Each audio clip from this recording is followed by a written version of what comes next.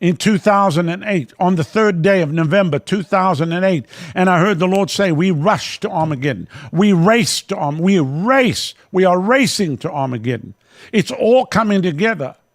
It is all coming together, ladies and gentlemen. There is not much time left. The final grains of sand are going through the hourglass. I'm not just preaching this now. I preached this for years. Any River member, you've heard me tell you this before. I've told you it over and over and over again. I told you the church in America is not ready for what's coming. The lukewarm church, the flame will be snuffed out in a moment. If people throw the towel in for a virus, people look at Shadrach, Meshach, and Abednego and Daniel. Listen. They didn't violate one thing and that got them into the fiery furnace or into the lion's den.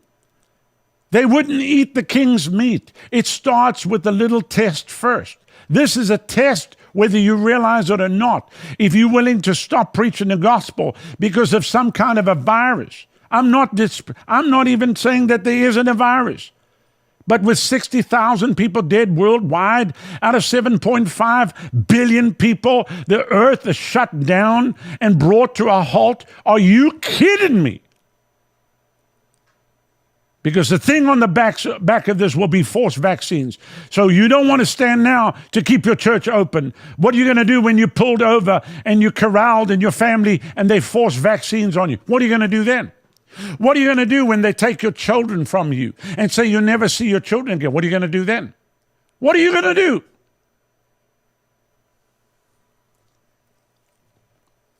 So the evil servant shall say in his heart, my Lord delayeth his coming, and will begin to smite his fellow servants, which that's happening now. Churches are turning each other in. I mean, you can see it online on the thing. Other Christians are, well, they shouldn't be meeting right now. They should, I'm sure there's not 6 foot apart. Well, the services that you saw today, are not 6 foot apart. They're from the archives. But the one last Sunday was. So people are reporting other people, family members. Come on, get real. The Lord of that servant shall come in that day when he looketh not for him, and in an hour that he's not aware of, and will cut him asunder and appoint him his portion with the hypocrites, and there'll be a weeping and gnashing of teeth. A weeping and gnashing of teeth. So, folks, I got news for you. This is the final hour. The sun is fast setting on the horizon of time. And this is it. We're not going to get, I know everybody's saying America's going to get back to normal. It's going to be, no. The normal is not going to be like you think. Because they're ruining everything. They talk about extending the shutdowns. India just went on a total lockdown right now. South Africa is on a total lockdown where there's going to be an uprising. I can tell you right now, there are many informal settlements across my country where people live hand to mouth. They're not going to tolerate it. And there's people in America, they're going to keep pushing, and the American people are going to say no. So you can only buy this crap that you see on television for so long. Already, people that we're not questioning are questioning everything right now. And all the pastors that go on your online streams and you even leading up to it, you just preach a message that's like airy-fairy. You're not telling the people what's really going on. You're not preparing your people for what's taking place. Fortunately, our church has been prepared for years. I said that this week on the broadcast, that we actually did a conference in the early 2000s on martyrdom. 8 days, 2 meetings a day on martyrdom. I could not even advertise that. Nobody would come. Who wants to go to a conference on martyrdom? So we do conferences. We don't charge for that. We don't have a mailing list. We have an email, goes out once a week. People give because they want to give.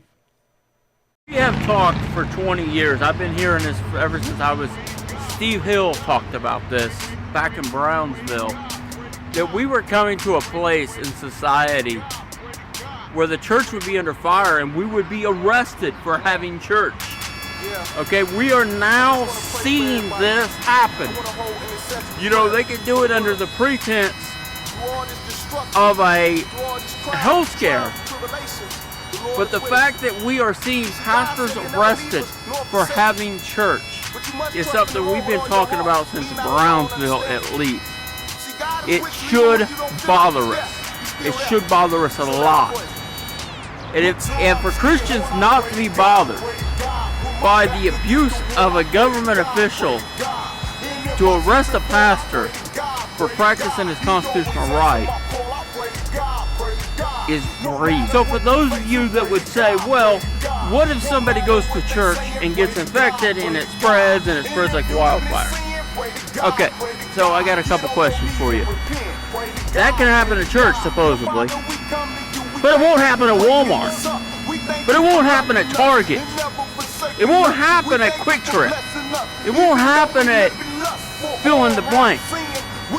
If you can gather at Walmart and those people are not practicing social distancing, there ain't no 6 feet apart from them. But if you can go to Walmart and you can go to the liquor store and by God you can get an abortion at Planned Parenthood, but you can't go to the church. The scary thing is the church in many states has been deemed non-essential. How can the blood-bought church stand there and say we're non-essential to society? How? But it seems to be that many people have that view. If you can go to Sam's Club and you can go to Walmart, you can go to church. Okay? Let's just put it where it is. If you can go to Walmart, you can go to church. And because you know what, that risk. Now let me say something else. Okay, let's say some people got this virus, this coronavirus. Okay, so let's say some people got it. That's cool. The church, we have a healing meeting. Boom, we lay hands upon the sick, and they shall recover. Mark 16, 15 through 20. It says that they will recover. It don't say they might. It says they will recover. Okay, somebody dies. Cool. Matthew chapter 10. As you go, raise the dead.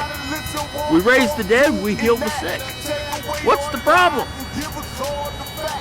You know, the problem is we're being led by fear and not by faith. But we're called to be a people of faith, not of fear.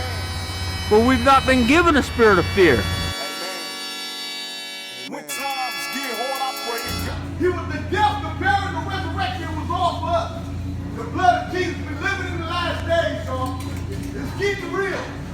We have no time to waste. We must repent. Yes. Really, with any secret sin, this is the time. The time for you to repent.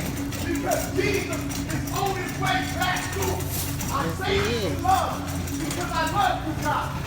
I spend time worshiping the Lord. And I just want to let you guys know that there is no other way to the Father except through the Son. There is no other way to the Father except for the Son. The thief, he coming to steal, Come on. kill, and destroy. Yes, But yes, Christ yes. said that I come that you may have life Yes. and life more abundant. Many of you guys have ran from the church. Many of you guys been church hurt. But Jesus said, I love you. Yes. You must repent now. Yes. Repent. Repent. Now. For Jesus is Hallelujah. when Jesus is calling on you. That's right. He loved you so much that he sent his only begotten son to die on the cross for you. God is a good God. He's a merciful God. He's a forgiving God. But as you can see now, the enemy want to destroy us all. The enemy want to wipe us away. He has many people working behind the scenes. Hey, they might put you out the dang on floor. Putting this stuff together to destroy you. Fear not, for God is with you. You must develop your relationship with Christ now before it's too late. Many of you guys been praying. You've been wondering what the heck is going on. What did the world come to? Jesus. Jesus is calling for Cornelius. to repent. Jesus. Yeah. For the rich. He's not looking for that. He's calling Baby. for us all to repent. Yes. I love you guys, and I pray that you guys will develop your relationship. You gotta stop. Before it's too late. Instead of opening your Okay, mouth on me. baby. Come here. Call on the Lord now. Call on him now. All right, stop. Let me call the police. That's There you enough. go, baby. I'm That's out of here. enough. Get some money. Huh? You about to leave. I love you guys. Jesus.